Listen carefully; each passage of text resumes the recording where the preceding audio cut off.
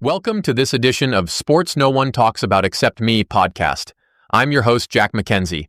Today we're going to be doing something a little bit different, despite explicit instructions from Ashley and Colt to leave all revenue sport discussions to them. I'm going to be talking football today. Well, not necessarily X's and O's, but about the growing industry of college football podcasting. You've probably heard that Matt Rhule recently started his own podcast, but what I really want to talk about is the disturbing trend of university shills masquerading as sports journalists through the podcast medium. It seems that every state U frat boy with a microphone, a camera, and an internet account now qualifies as a sports analyst. But today, I'm specifically referencing the On the Pony Express podcast hosted by some dudes named Billy Embody and Hayden Howerton. I just finished watching their so-called preview of the SMU-Baylor matchup this Saturday. And I'm furious. Look, bad journalism exists. Look no further than the recent self-proclaimed most ambitious story of my career fluff piece about Texas Tech football by a CBS sports writer. But that's not what I'm talking about. I'm talking about the devolvement of sports journalism into a gutter trash cult of personality cottage industry devoid of any redeeming value. It appears that the new breed of college football podcasters have cast aside any semblance of objectivity that were once the hallmarks of iconic podcasts such as Up-Tempo featuring the Blonde Boys Power Hour and the 3-Hour Question Pod featuring Matt Mosley.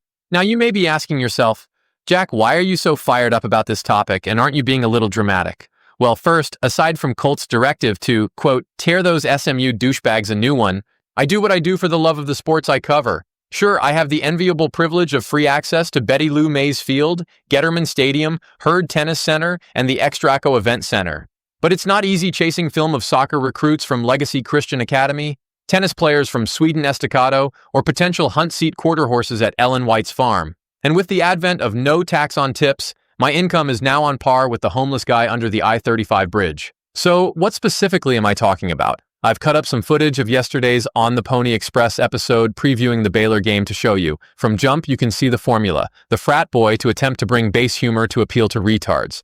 And a meathead former player to try to bring in some sports credibility. I don't think you are going to need any further commentary from me in order to understand my frustration over the state of my profession. So let's just roll the tape.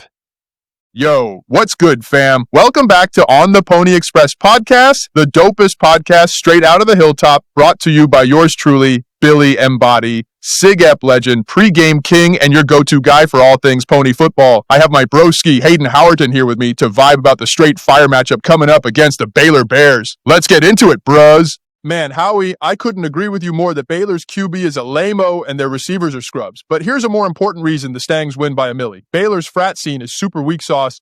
I did a little research, Howerton. Take a look at this. Only 19% of male Baylor students are in a frat, while 32% of dudes at SMU are frat dogs. That's exactly twice as many. But it gets worse, Brorton. They don't even have frat houses on campus. Dude, that's freaking amazeballs, bruh. There's no way we lose to a school that lame. So get your Cash App ready, hit up FanDuel, and put a few hundos on the Stangs, and thank your boy for the deets.